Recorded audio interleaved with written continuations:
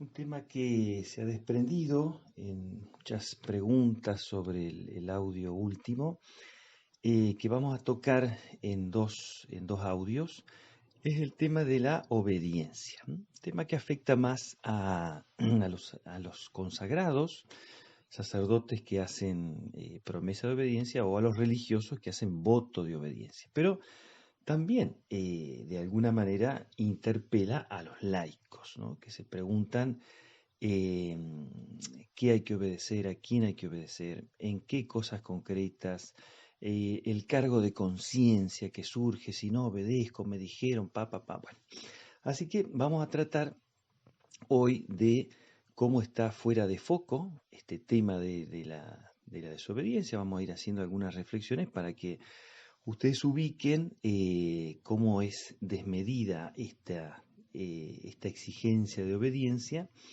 Y el próximo audio vamos a ver la obediencia en el padre Castellani, que tiene un par de escritos muy iluminadores y nos pone en el medio justo donde entra la virtud de la obediencia para que nuestro obrar sea realmente virtuoso, ¿no?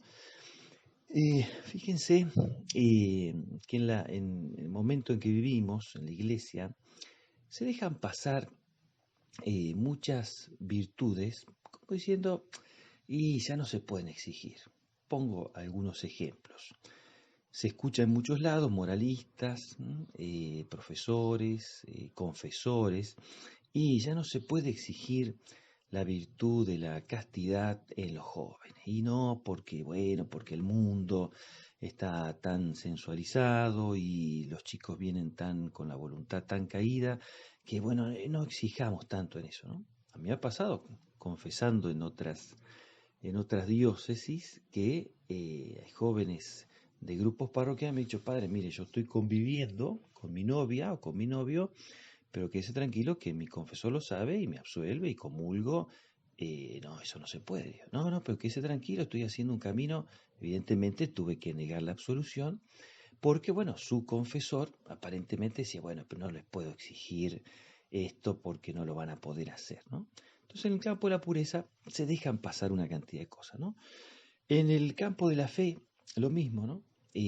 ¿Cuántos escritores pseudo religiosos imprimen libros y libros con una cantidad de errores, ¿no? De errores en contra de la fe, errores teológicos, y cuando uno por ahí pone el grito en el cielo, pero no seamos tan estrictos, mirá lo bueno que tiene, siempre algún error va a haber, ¿no?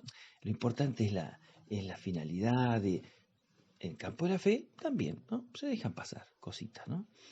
En el campo de la justicia lo mismo, ¿no? ¿Cuántas veces uno ve, por ejemplo, grandes benefactores de una parroquia que en sus negocios pareciera que Dios no entra, ¿no? En el trato con sus empleados, en la justicia distributiva con sus empleados, que la iglesia tiene una doctrina social muy clara con eso, y a la hora de, bueno, pero fulano es un benefactor de la parroquia, no le vamos a exigir tanto en el tema de la justicia, le vamos a dejar pasar algo, ¿no? Fíjense, esta manga ancha para muchas cosas y virtudes que son fundamentales, pero llegamos al tema de la obediencia. Guarda con que no se cumpla esta virtud de la obediencia, ¿no? Y ahí se pone todas las tintas, ¿no? Porque la perfección está en la obediencia, que sin la obediencia la iglesia se cae, entonces lo que no se pone el énfasis en una cantidad de virtudes, sí se pone en la obediencia. ¿No le suena raro eso? Y no solamente en la obediencia en general, sino en una obediencia particular, que la vamos a ir desmenuzando, porque a mí me pueden decir, eh, si no obedeces a la liturgia y a la norma litúrgica, evidentemente que la iglesia cae, ¿no? Pues van a caer los sacramentos, se va a ir desmembrando la fe, pero eso no hay problema, ¿eh? Esa desobediencia, muchísimos sacerdotes, en la mayoría de las diócesis, desobedecen las normas litúrgicas, no ahora, sino añares, ¿no? Pero esa desobediencia pareciera, no importa mucho. desobediencia a la tradición de la iglesia, desobediencia al derecho canónico, pero eso no importa mucho. ¿Qué es lo que realmente importa cuando se habla de la obediencia con mayúscula? Importa la obediencia al superior. Eso es lo que importa. Y eso es cuando se predica tantas veces el tema de la obediencia. La obediencia a mí. La obediencia a mi persona. Eso es lo que nosotros tenemos que ver. Fíjense que en la antigüedad, en el esplendor de la iglesia, por ejemplo, la Edad Media, los grandes superiores, sacerdotes, pastores, obispos, predicaban de una cantidad de virtudes hermosas. No le hacía falta predicar sobre la obediencia. ¿Por qué?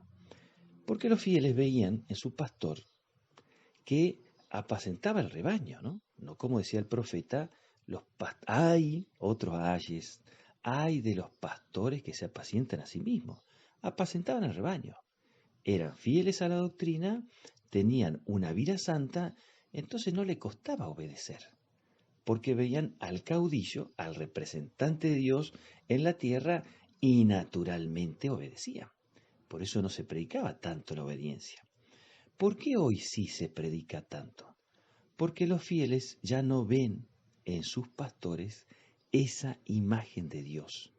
Entonces tienen que forzar, por un medio hasta coercitivo, la obediencia a los pastores.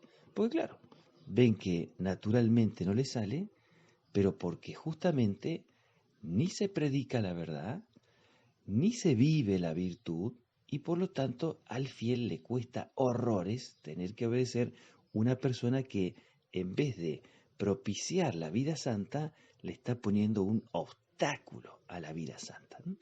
Y fíjense que el Señor, que es modelo en todo, es modelo también en desobedecer a algunas leyes humanas. Él que vino para obedecer a su Padre, dice la Escritura, he aquí que vengo para cumplir, Padre, tu voluntad. Él mismo, juzgado por los fariseos, era un desobediente, porque no cumple lo que está prescrito en sábado. El Señor dice, pero yo vengo a obedecer al Padre, no vengo a obedecer idioteces. Entonces ya nos está dando la pauta de por qué se ha sobredimensionado esta virtud de la obediencia. Dios mediante, en el próximo audio vamos a desmenuzar en dónde se encuentra en nuestra vida moral esta pequeñita virtud de la obediencia, qué premisas tiene que tener el superior para poderme mandar y que yo en conciencia frente a Dios deba obedecer. Pedimos a María Santísima que nos conceda esta gracia.